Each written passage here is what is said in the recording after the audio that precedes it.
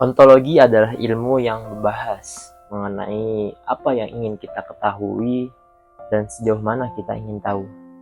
Setidaknya itu yang dikatakan oleh Jujun S. Suryasmantri dalam bukunya Ilmu dalam Perspektif. Lalu berikutnya Profesor Dr. Abu Dinata mengatakan bahwasanya ontologi itu sebagai tempat sumber ilmu. Dia juga mengumpamakan ontologi seperti halnya sumur yang di dalamnya mengalir air, yang air tersebut berguna untuk berbagai macam kegiatan. Ontologi juga berkaitan dengan asumsi. Itu dugaan kuat terhadap adanya sesuatu pada suatu objek. Dan dengan adanya dugaan tersebut, maka mendorong kita untuk mengkaji dan meneliti lebih lanjut.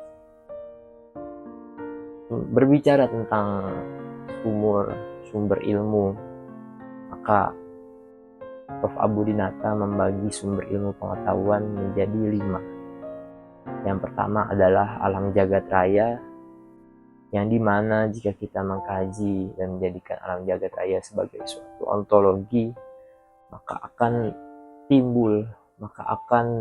dihasilkan sebuah ilmu seperti halnya ilmu astronomi, berikutnya ilmu kedokteran, ilmu fisika, ilmu biologi, dan yang lain sebagainya.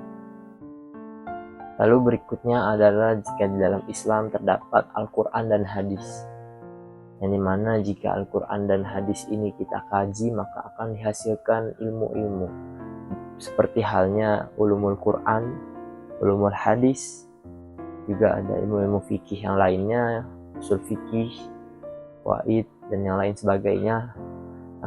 Lalu juga ada ilmu tasawuf, ilmu kalam, tarikh, dan masih banyak lagi. Lalu berikutnya adalah fenomena sosial. Fenomena sosial jika kita kaji lebih lanjut sumber ilmu pengetahuan, maka akan dihasilkan ilmu-ilmu seperti ilmu sosiologi, ilmu antropologi, ilmu perdagangan, dan masih banyak yang lainnya. Lalu berikutnya adalah alam pikiran. Alam pikiran jika kita kaji lebih lanjut, maka kita akan menemukan apa yang dinamai sebagai filsafat, matematika, dan humaniora. Lalu yang terakhir ada intuisi. Profesor Dr. Abu Dinata mengartikan intuisi sebagai kecerdasan emosional, yang dimana jika intuisi kita kaji, akan dihasilkan apa yang Ibnu Sina sebut sebagai al-faid, apa yang Al-Ghazali sebut sebagai al-ma'rifah, apa yang Suhrawardi sebut sebagai al-isyraqiyah, juga apa yang biasa disebut di pondok-pondok pesantren di Indonesia sebagai ilmu laduni. Lalu dalam masyarakat Jawa juga ada yang namanya wangsit. Dapat disimpulkan berilmu pengetahuan itu ada 5.